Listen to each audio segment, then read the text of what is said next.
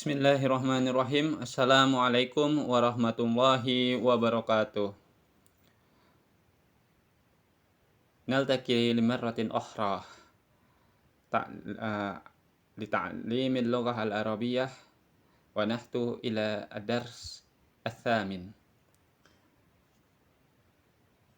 Berjumpa lagi untuk kesekian kalinya dalam melanjutkan pelajaran kita, yaitu pelajaran ke-8, pelajaran bahasa Arab. Pada sesi kali ini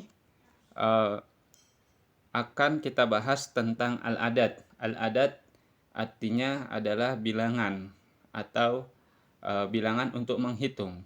Dalam bahasa Arab, bilangan itu terbagi dua. Satu untuk mu'annas dan satu lagi untuk mudzakkar atau untuk mudzakkar dan mu'annas. Nah, bilangan ini adalah bilangan hitung, bukan bilangan urutan. Nanti dalam bilangan urutan itu disebut dengan al-adad at-tartibi, sedangkan ini al-adad al-hisabi. Al-adad al-hisabi itu adalah bilangan untuk menghitung. Nah, baik, pada pelajaran ke-8 ini adalah bilangan untuk menghitung pada isim mudzakkar.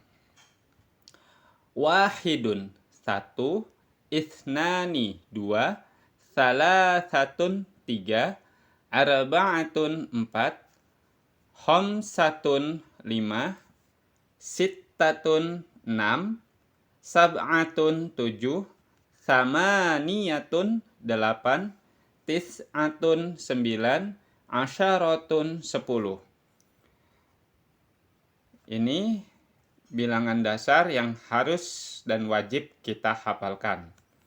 Selanjutnya, ini contoh dalam kalimat. Qalamun wahidun. Satu pulpen. Jadi kalau menjelaskan satu pulpen, susunannya qalamun wahidun. Bagaimana kalau angkanya atau bilangannya di depan?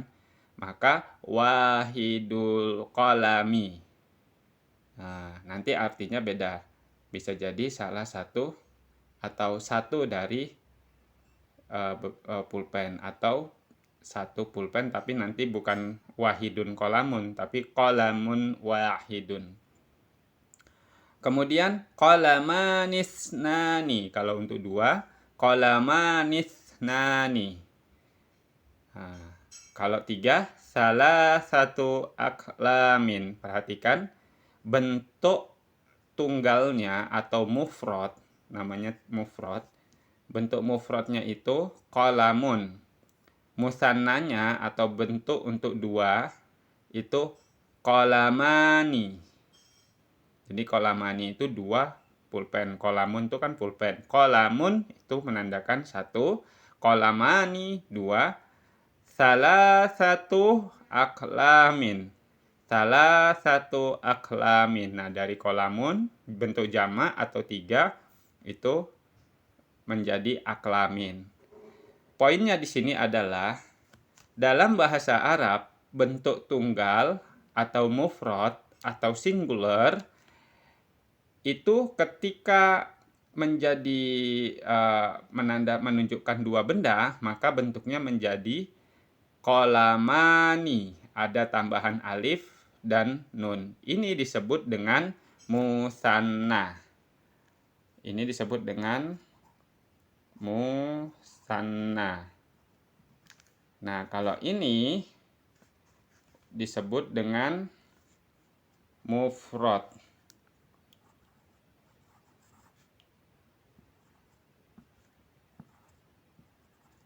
Mufrad. Kalau ini disebut dengan jamak. Ya. Ini poin yang harus kita ingat.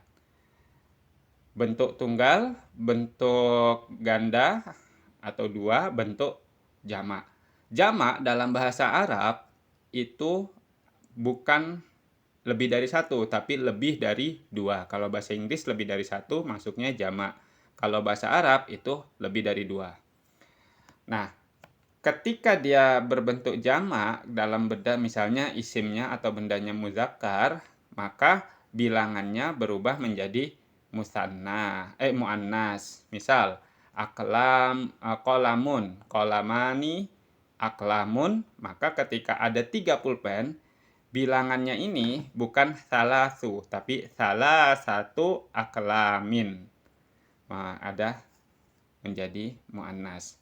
Demikian pula selanjutnya. Arba'atu aklamin, 4 pulpen. Khamsatu aklamin, 5 pulpen. Sittatu aklamin, 6 pulpen. Sab'atu aklamin, 7 pulpen. Samaniyatu aklamin, 8 pulpen. Tis'atu aklamin, 9 pulpen. Asyaratu aklamin, 10 pulpen. Mufrad, musanna, jamak. Mufrad bentuk tunggal babun. Bentuk ganda atau dua babani, jamaknya abwabun. Nah, ini harus dihafal khususnya dalam jamak taksir atau bentuk jamak ini harus dihafal. Apakah ada polanya? Kalau jamak taksir ini tidak ada pola tertentu, tapi umumnya atas timbangannya itu adalah mafa'il, tapi tidak semuanya menggunakan timbangan itu. Jadi harus kita hafalkan. Dari mana kita bisa tahu? Seandainya kita tidak hafal, kita mencari kosakata yang baru, kemudian kita mau tahu jamaknya, maka bisa dilihat di kamus. Babun, babani, abwabun. Surun, suroni, aswarun. Samakun, samakani, asmakun. Bentar. Artinya, babun itu pintu, surun itu pagar, samakun artinya ikan. Gusnun, gusnun, dahan. Gusnun, gusnani, agusonun. Bakorun, sapi. Bakorun, bakoroni, abakorun. Waladun, anak laki-laki. Waladun, waladani, auladun. Zahrun, bunga. Zahrun, zahroni, azharun. Bi'run, sumur. Bi'run, bi'roni, abarun. Usbun, rumput. Usbun, usbani, a'syabun. Bi'run tadi itu sumur. Kubun, kubani, akwabun. Qalamun, kubun, gelas atau cangkir. Qalamun, pulpen. Qalamun, qalamani, aklamun. Ya, sekarang perhatikan pada contoh-contoh penyusunan kalimat supaya kita bisa mengambil susunan kalimatnya yang bagus atau tatanan kalimatnya yang bagus. Dalam bentuk pertanyaan, aina qalamuka, di manakah pulpenmu? Qalami alal maktabi, pulpenku di atas meja. Kam qalaman laka, ada berapa pulpen milikmu? Li qalamun wahidun, saya punya 1 pulpen. Mada li sahibika, apa yang dimiliki oleh temanmu? Li sahibi mahfazatun fiha kitabun. Li sahibi untuk temanku punya mahfazatun, tas, fiha kitabun, di dalamnya ada buku bacaan. Kam qalaman li sahibika, berapa pulpen milik temanmu? Lahu qalamani, dia punya 2 pulpen. Kam waladan bijanibika, ada berapa anak laki-laki di sampingmu? Bijanibi salah satu auladin, di sampingku ada 3 anak laki-laki. Kam waladan ala maq'adin wahidin, ada berapa anak laki-laki di atas 1 bangku? Ala, di atas, maq'adin wahidin, 1 bangku.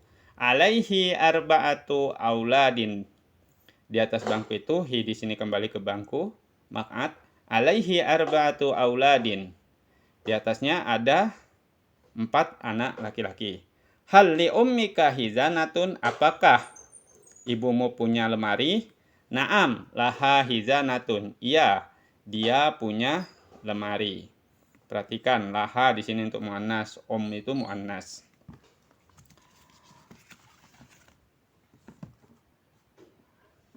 Madza fiha, apa yang ada fiha? Fihanya ini kembali ke hizana. Hizana di sini tadi.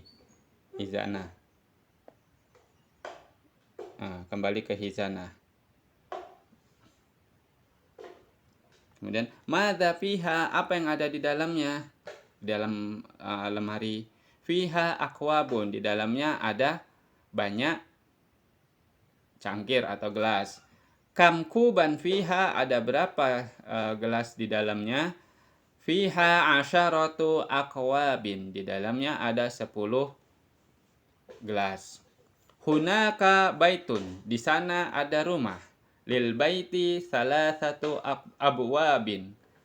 Nah, rumah itu punya memiliki 3 pintu. Waro al baiti bustanun, di belakang rumah ada taman, ada kebun. Fihi syajarun wahidun, di dalam kebun itu ada di dalam taman itu ada satu pohon. Lahu salasatu aghsonin, pohon itu ada 3 dahan. Di pohon itu memiliki 3 dahan. Janiba dzalika syajari, di samping pohon itu kohon lahu sakfani, ada gubuk. Lahu sakfani, ada gubuk yang punya 2 atap. Fihi arba'atu abqarin wa ijlani, di dalamnya itu ada 4 sapi dan 2 anaknya. 4 sapi dan 2 anaknya. Bijani bil baiti,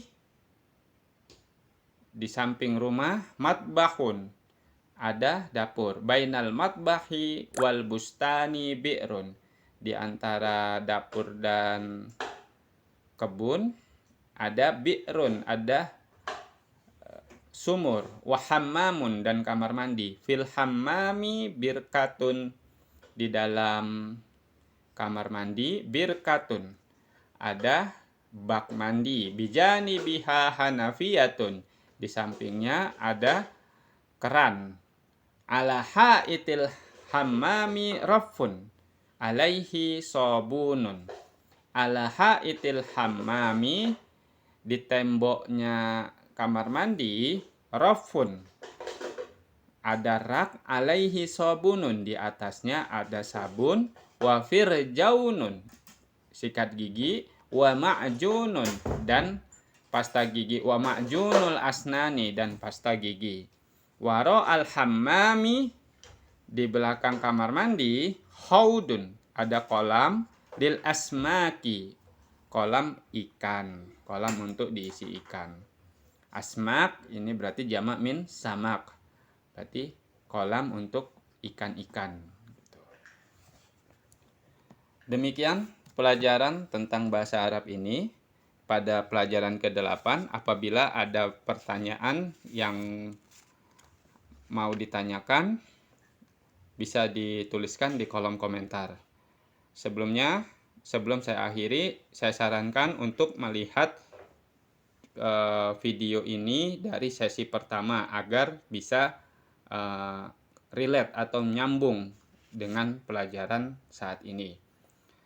Terima kasih. Wabillahi taufiq wal hidayah. Wassalamualaikum warahmatullahi wabarakatuh.